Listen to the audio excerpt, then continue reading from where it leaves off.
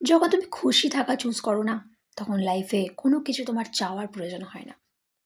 দেখো, খুশি থাকা আমাদের সবার উচিত, কারণ হ্যাপিনেসটা নিজের ভেতরে।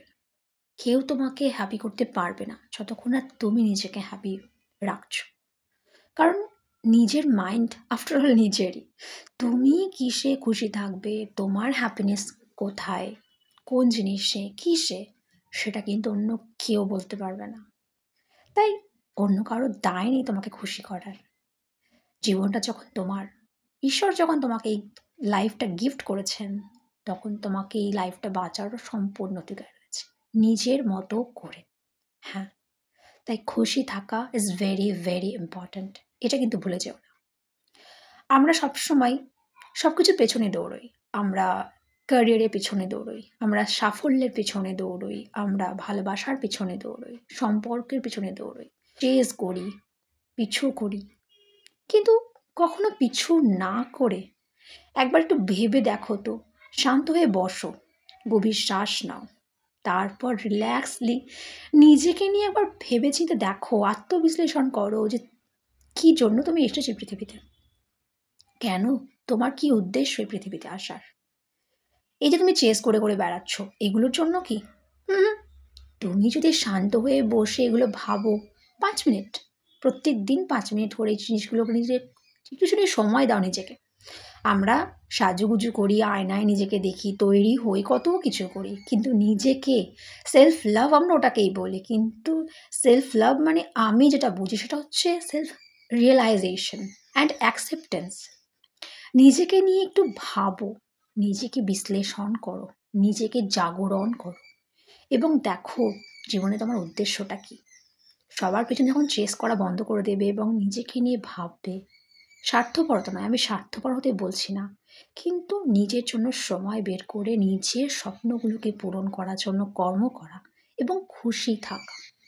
আমার আলটিমেটলি বলার উদ্দেশ্যটা হলো যে নিজেকে কাউকে চেজ না করে নিজের কাজগুলো করো এবং নিজের মন থেকে হ্যাপি থাকো, কারণ হ্যাপিনেসটা তোমার ভেতরের।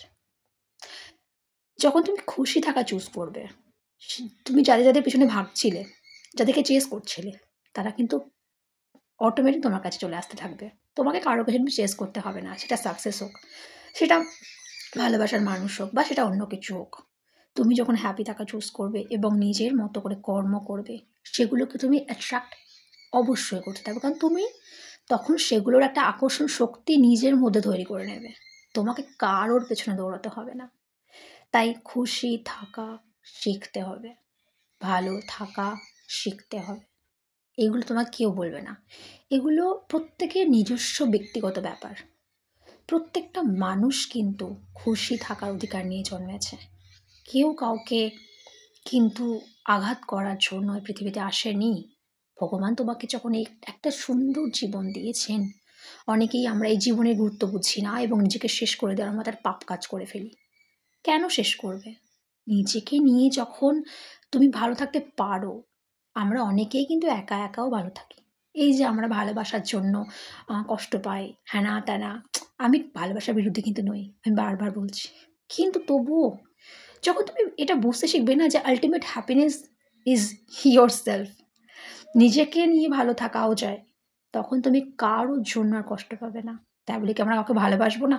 অবশ্যই বাসবো, কিন্তু সেটাতেও আছে আত্মত্যাগ, সেটাতেও রয়েছে একটা এমন হ্যাপিনেস। ভালোবাসা মানেই শুধুমাত্র তাকে পাওয়া নয়, ভালোবাসা মানে তাকে তার মতো থাকতে দেওয়া, তার জিনিসগুলোকে সম্মান করা, তাকে সম্মান করা, প্লাস নিজেরও সেলফ রেসপেক্টটাকে বজায় রাখা।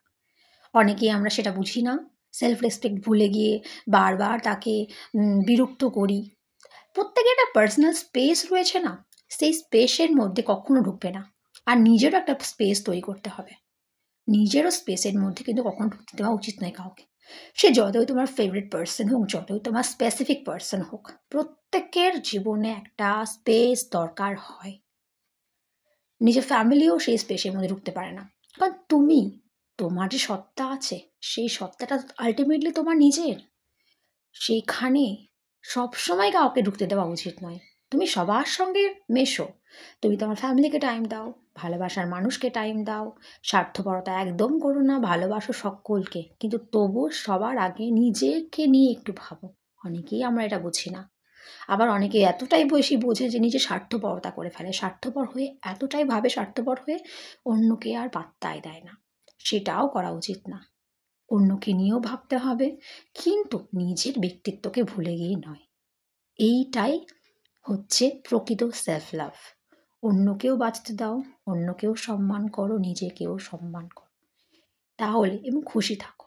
তাহলে কোনো জিনিসকে তোমাকে চাইতে হবে না, কোনো জিনিসকে তোমাকে অ্যাট্রাক্ট করার জন্য তোমাকে চেস করতে হবে না। তুমি এগুলোকে এমনিই অ্যাট্রাক্ট করে নেবে, because you are a magnet of your every desire. তাই বি হ্যাপি, নিজের মতো ভালো থাকো। প্রত্যেক দিন নিজেকে বলো, আমি সবচেয়ে ভালো, আই অ্যাম দি বেস্ট, এবং আজকে আমি আমার বেস্ট দেব।